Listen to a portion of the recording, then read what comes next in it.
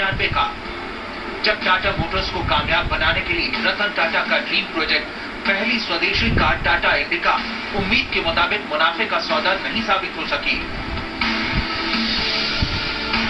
तो रतन टाटा ने टाटा मोटर्स को अमेरिकी कंपनी फोर्ड को बेचने का फैसला कर लिया।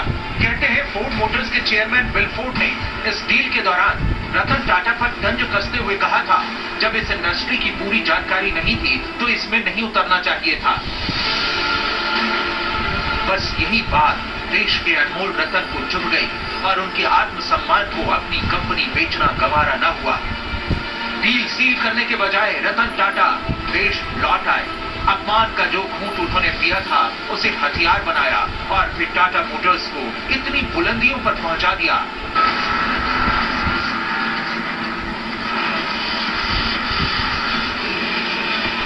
कि उसी फोर्ड से दिग्गज और luxury car company Jaguar land rover का 2008 में अधिग्रहण कर न सिर्फ अपने 9 वर्ष पुराने अपमान का बदला ले लिया, बल्कि घाटे में जा रही इन कंपनियों को नया जीवन दिया।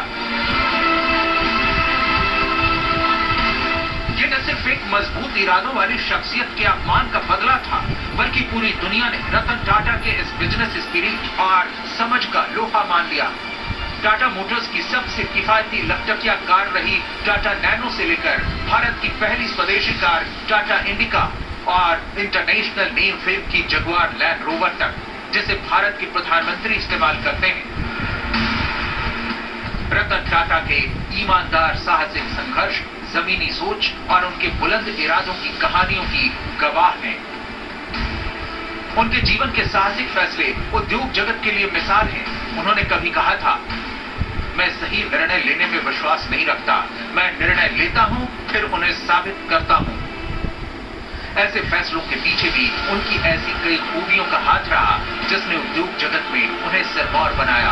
उनकी बिजनेस स्ट्रेटजी उद्योग जगत के लिए बड़ी सीख है, जिसमें risk taker, decision maker, ideator, leader और इनोवेटर जैसी रतन टाटा की खूबियां टाटा मोटर्स की बुलंदियों तक पहुंचने का आधार रही है।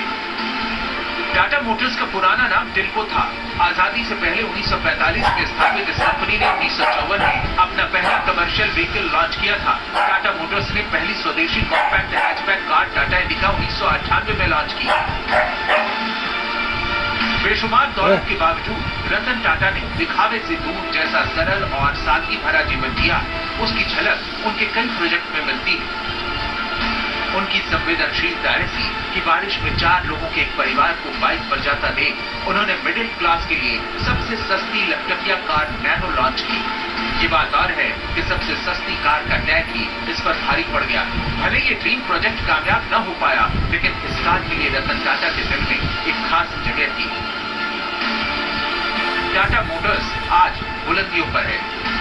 इस वक्त भारत में टाटा मोटर्स के कुल 16 टाटा मॉडल्स बिक्री के लिए उपलब्ध हैं, जिनमें 5 हैचबैक, 2 सेडान, 8 एसयूवी और 1 पिकअप ट्रक शामिल हैं। ईवी सेक्टर सहित अभी 5 और गाड़ियां लॉन्च की जाने वाली हैं। इंडियन